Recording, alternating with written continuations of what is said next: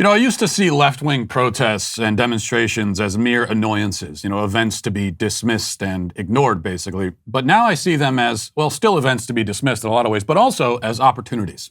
And with feminists across the country gathering together on Saturday for another women's march in response to the impending end of Roe, we decided it'd be a perfect time to finally unveil the full trailer and official premiere date for my upcoming film, What is a Woman? After all, I know from filming the documentary that the women at the Women's March are the most confused of all about what a woman actually is. So this film should be of great interest to them and very useful to them.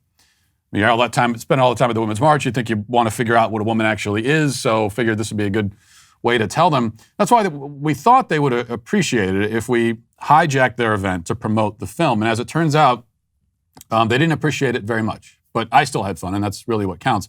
So for the Women's March in D.C., we set up these mobile billboards on the back of trucks, and we had them circle the march all day long. And the billboards asked a pertinent question, which is, if you can't define what a woman is, how can you have a women's march? Good question. And then, of course, we provided the URL, whatisawoman.com, where you could see the whole trailer and become a member of the Daily Wire. I doubt we gained very many subscribers from the D.C. Women's March, but at least we gave them a question that they could ponder. And the same in New York City, where Jeremy was nice enough to let me use his Jeremy's Razors billboard to pose the same question to all of Times Square. There was a Women's March in New York as well.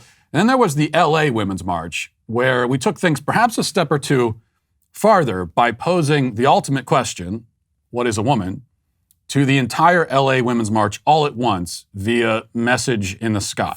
So a skywriter wrote the question in the sky over top the city, while another plane carrying a banner with whatisawoman.com circled around all day.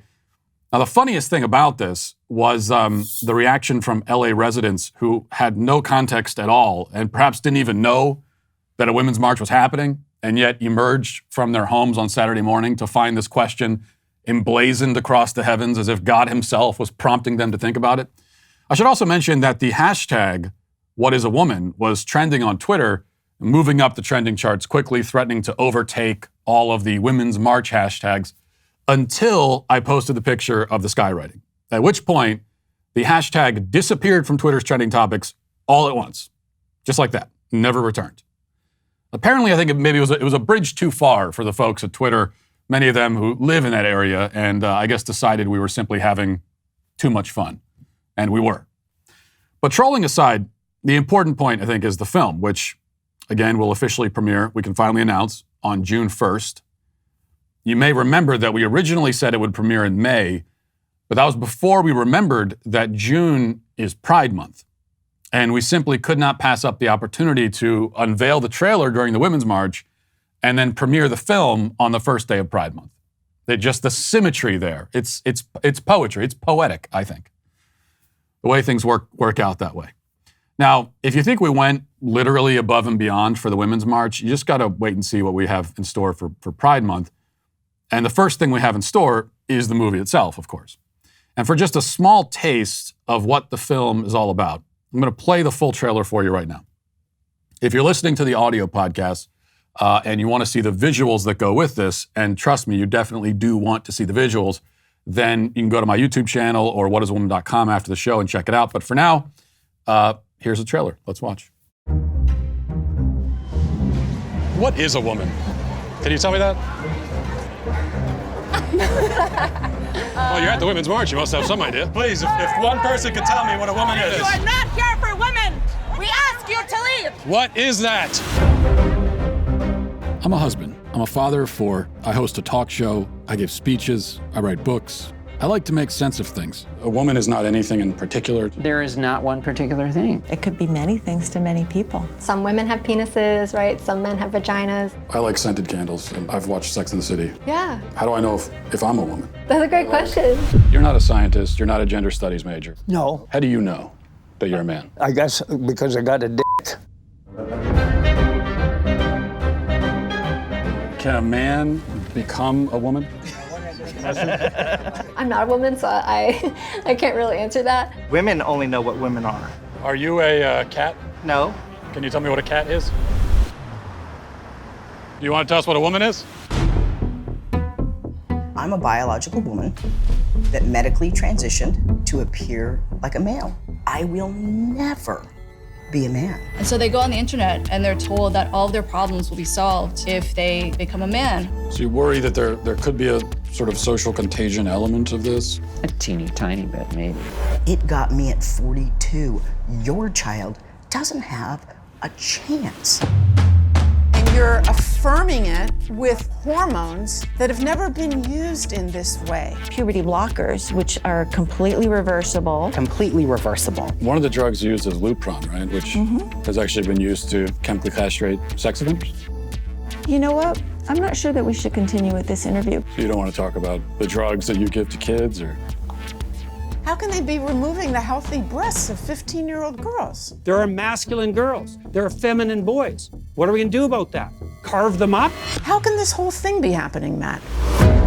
I wanted us to have a safe place to be able to talk about this. Part of me wants to ask why you care so much. I care about the truth. I care about children. I care about the women who are having their opportunities stolen from them. Is it transphobic to tell the truth? The interview's over. Let's turn off the cameras. Excuse me. They're fair question. I just wanted to know, what is a woman? And you're not going to find out. Based on what I'm saying, would you ever want to move to America? They say no, never.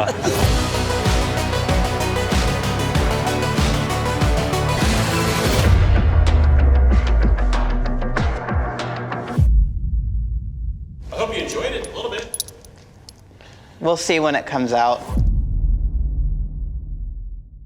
Yes, you will. You will. June 1st, again, is the premiere date. If you've been putting off becoming a Daily Wire member and procrastinating, then what I would say is that now is the time.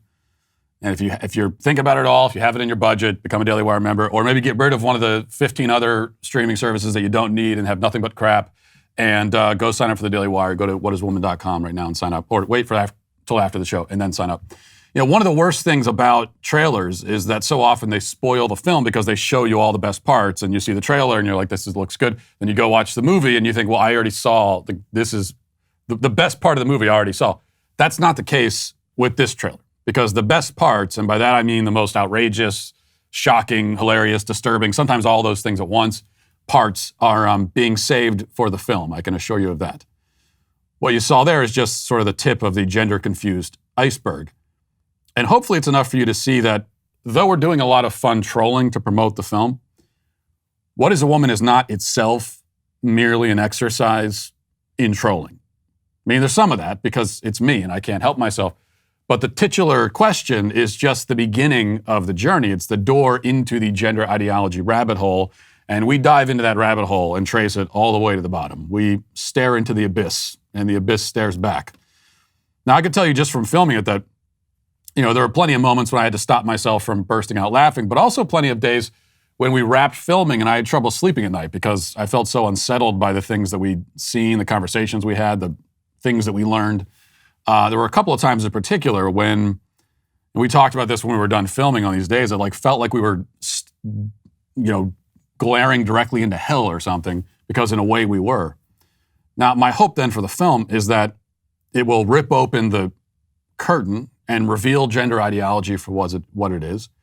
This is a movement that has gripped hold of our culture largely by deception, threat, and force. Certainly not by making compelling arguments and convincing people. So case in point, I have here the results of a new poll from McLaughlin and Associates and Summit.org. And this shows just how unconvinced most people are.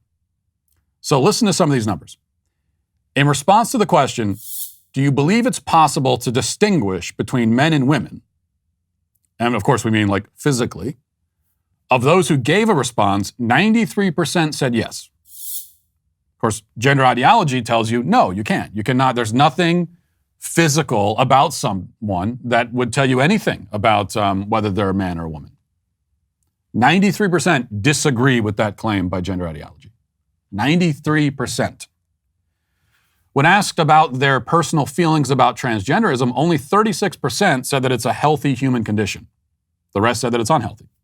Though, and this is important, only half of those who said it's unhealthy said they'd be willing to speak up and say so. The rest said that they keep quiet about it.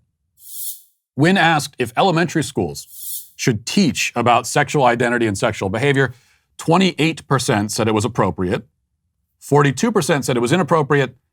30% said not only inappropriate, but dangerous. So that's 72% opposed in all.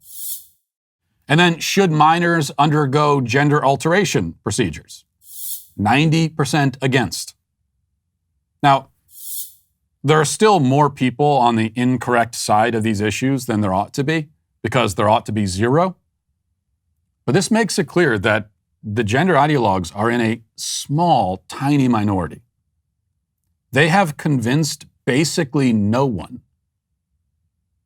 And that's another interesting question that maybe we could do in a follow-up poll, which is like, whatever your opinion of this right now, have you changed it over the last 5 years?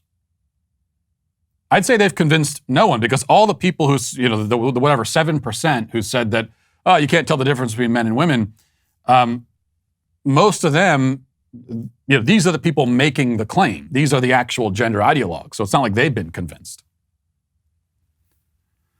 They haven't convinced anyone of the rightness of their claims, I guess I should say.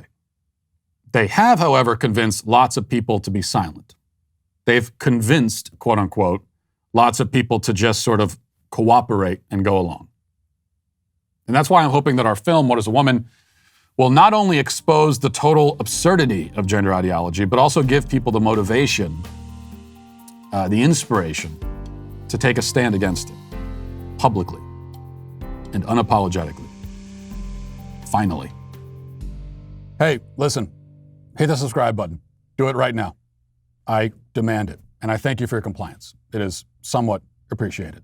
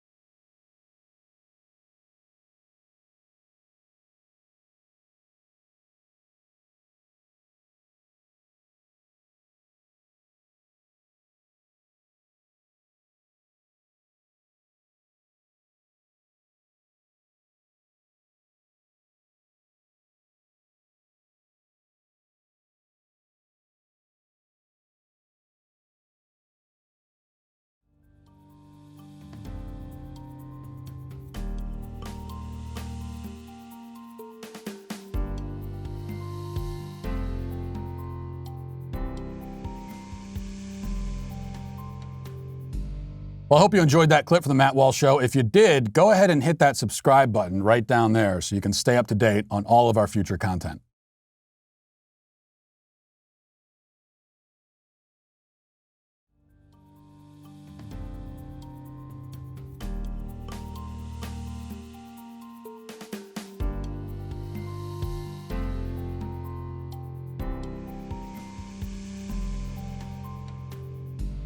Listen, hit that subscribe button right now. Do it right now. I thank you for your compliance. It is somewhat appreciated.